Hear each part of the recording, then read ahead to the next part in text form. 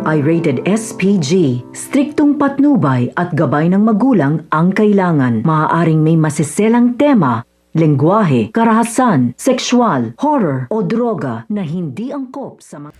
Nang makauwi nga itong si Paulo, ang bumungad nga sa kanya ay isang sakuna dahil nga napaaga ang pag-aanak nga nito ni Marge.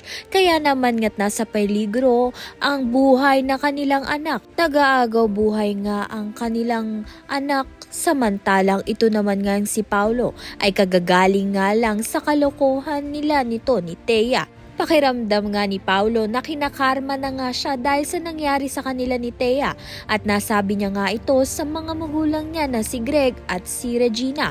Kaya naman nga itong si Regina ay sinabihan nga agad itong si Edward na wag nang pakawalan itong si Thea. Lingid sa kaalaman nila ay nagbunga na nga ang kalukuhang ginawa nga nito ni Paulo at ni Thea dahil nabuntis na nga itong si Thea. Subalit hindi pa nga kumpirmado kung sino nga ba ang tunay na ama, kung ito nga bang si Paulo o si Edward. Kaya naman nga't yan at iba pa ang dapat nating pakaabangan. Maraming salamat sa iyong panonood.